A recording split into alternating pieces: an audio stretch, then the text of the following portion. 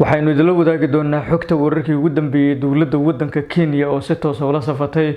madaxweynaha maamul goboleedka Jubbaland Axmed Maxamed Islaam Axmed Madoobe. haddaba maxay tahay tallaabada ay qaaday dowladda waddanka Kenya Axmed Maxamed Islaam Axmed Madoobe oo markan helay dhiirigelin iyo sidoo kale garab istaag oo ka helay dowladda waddanka Kenya xilli markaasi ciidamo kooban oo ka tirsanaa kuwa daraawishta maamul goboleedka Jubbaland kana baxsaday dagaalkii ka dhacay magaalada Beled Xaawe ee gobolka Gedo in magangeliyo lagu siiyay magaalada Mandheere ee gobolka Waqooyi Bari ee waddanka Kenya. halkee ayuu ku sugan yahay madaxweyne ku-xigeenka koobaad ee maamul goboleedka Jubbaland Maxamuud Sayid Aadan. waxaynu idila wadaagi doonaa xogta wararkii ugu dambeeyay iyo sidoo kale Axmed Madoobe oo markan garab ka helay dowladda waddanka Kenya.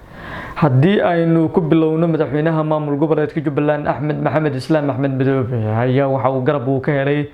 dowladda waddanka Kenya. garab istaagan ayaana sidoo kale waxaa si toos ah ugu muujiyay dowladda waddanka Kenya iyadoona sidoo kale Kenya ay sheegtay in ay garab istaag buuxa u muujinayso maamulka Jubbaland iyo sidoo kale madaxweynahooda Axmed Maxamed Islaam Axmed Madoobe. Axmed Madoobe ayaana maalmihii ugu dambeeyay xaaladdu ay ku cakirneyd kadib markii dowladda federaalka Soomaaliya ay dadaalo kala duwan ay ku bixisay sidii markaasi loogu hor istaagi lahaa in Axmed Madoobe uu garab ka helo qaar ka mid ah dowladaha dariska. dowladda waddanka Kenya ayaana durbaba waxay markaasi kulamo qarsoodi ah ay magaalada Nairobi ee waddanka Kenya ay kula yeelatay madaxweynaha maamul goboleedka Jubbaland iyadoona sidoo kale ballanqaadyo kala duwan loo sameeyay. waxay sidoo kale sheegtay dowladda waddanka Kenya in Axmed Madoobe uu horey u dhiig ugu shubay sidoo kalena aysan marnaba meel cidla ugu dhaqaaqi doonin. madaxweyne William Ruto ayaana waxa uu sheegay in markaasi garab istaag buuxa loo muujinayo Axmed Madoobe iyo sidoo kale maamulkiisa.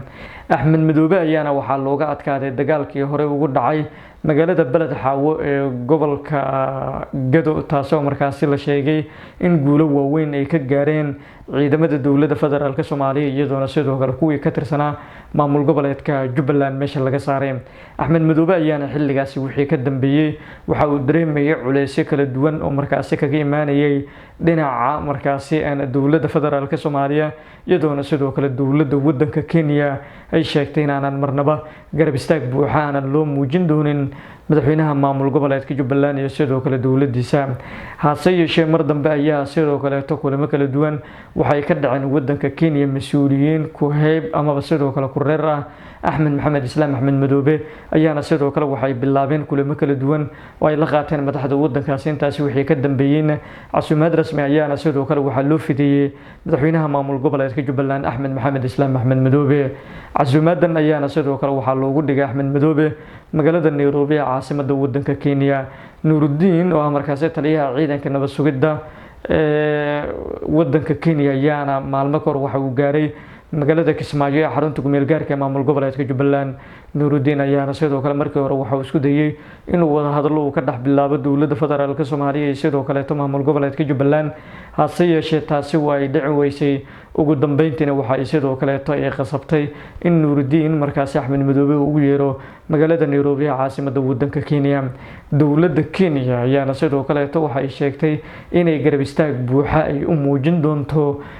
dowlad goboleedka Jubbaland sida uu qorshu yahay. Axmed Madoobe ayaana intaasi wixii ka dambeeyay wax uu ambabaxay safar kale oo markaasi uu ku gaaray waddanka Sultanka Imaaraadka Carabta halkaas oo markaasi la sheegay in uu garab istaag buuxa uu markaasi uu ka helay. Imaaraadka ayaana sidoo kale mar kale waxay u ballan qaadeen hub iyo saanad ciidan oo loogu talagalay madaxweynaha maamul goboleedka Jubbaland Axmed Maxamed Islaam Axmed Madoobe iyo sidoo kale taageero dhale oo dhaqaale si markaasi maamulkiisa u sii hana qaado maadaama culeysyo kala duwan iyo dhaqaale yari baahsan oo xilligan uu wajahayo maamul goboleedka Jubbaland. madaxweynaha maamul goboleedka Jubbaland ayaana dadaalo kala duwan arintani ku bixiyay waxaana uu sidoo kale dadaaladiisa inta ugu badan uu xoog ku saarayay sidii markaasi uu xal degdeg ah ugu heli lahaa arrimaha maamulkaasi iyadoona sidoo kale dowladda federaalku ay cunaqabateyn ay ka saartay hay'adihii samafalka ahaa iyo sidoo kale cid kastoo markaasi maamulkaasi garab istaag buuxa u muujinayso. tan iyo markii bishii November 25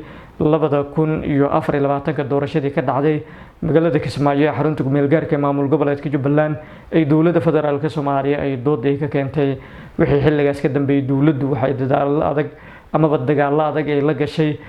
dowlad goboleedka Jubbaland inkastoo markaasi looga adkaaday gobolka Jubbada Hoose hase yeeshee dowladda federaalka ayaa mar kale waxay dib u abaabushay ciidamo ka tirsan kuwa dowladda federaalka Soomaaliya waxaana sidoo kaleeto dib loo weeraray magaalooyin ka tirsan gobolka Gado oo ay ugu horreysay magaalada Beled Xaawo ayaana sidoo kale ugu dambeyntii 2 toddobaad kadib oo halkaas dagaalo culus ay ka soconayeen waxaa suurto gashay in meesha laga saaray ciidamadii ka tirsanaa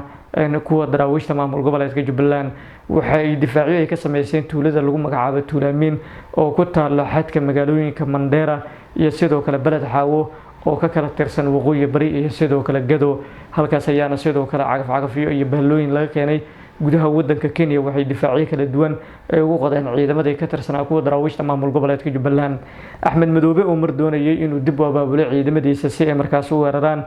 magaalada Beled Xaawo ayaa waxa uu soo diray sargaal aad u firfircoona sidoo kalena lagu magacaabay Canjeex kaasoo ugu dambeyntii isku dhiibay ciidamada xoogga dalka Soomaaliyeed ee ku sugnaa magaalada Beled Xaawo ee gobolka Gado Cabdirashiid Janan ayaana sidoo kale waxa uu soo dhaweeyay sargaalkan isagoona sidoo kale ku tilmaamay inuu yahay sargaal aad u firfircoon darajadiisa sidoo kalena mushaaraadkiisa iyo xuquuqdii uu ku lahaa dowladda federaalka Soomaaliya uu heli doono wixii lagaas ka dambeeyay ciidamo kale ayaa iyagana jiray kuwaasoo markaasi isku dhiibayay ciidamada xoogga dalka Soomaaliyeed ee ku sugnaa gobolka Gado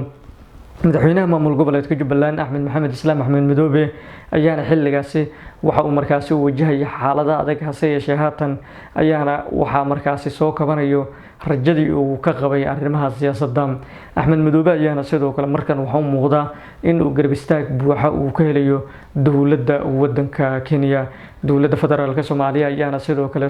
dhawaan waxay markaasi qorsheynayeen magaalada Garbaharey ee gobolka Gado in ay ka dhisto maamul markaasi ka madax bannaan kan Jubbaland kaasoo ay dowladda federaalka Soomaaliya qoonsan tahay hase yeeshee taasi dib ayaa loo dhigay madaxweynaha Soomaaliya Xasan Sheekh Maxamuud oo markii hore wasaaradda arrimaha gudaha u wakiishay ayaana sidoo kale ciidankaasi iyo sidii loo qalabeyn lahaa iyo sidii dhismahan loo dhisi lahaa dib ugu dhigay taasoo markaasi iyadana dhalisay hadal hayn kale xoogan in ka badan 2,000 oo ciidan ayayna sidoo kale dowladda federaalka Soomaaliya waxa ay ka qoratay gobolka Gado ciidamadan ayaana sidoo kale waxay yihiin ciidamo si aad markaasi loo qalabeeyay loona diyaariyay iyadoona sidoo kale gobolka Gado ay dowladdu ay ku doonayso inay markaasi ku sii xoojiso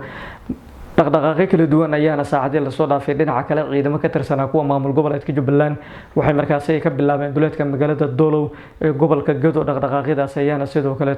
waxa ay markaasi ay ahaayeen kuwii ku xaqiijinayeen amniga guud iyadoona war-saxaafadeed ka soo baxay Jubbaland lagu sheegay in ciidamada markaasi ay la dagaalamayeen kooxda Al-Shabaab xaaladda gobolka Gado iyo garab istaaga Jubbaland ay ka heshay dowladda wadanka Kenya waxyaabaha ka soo kordhana halkan ayaan idin kula wadaagi doonaa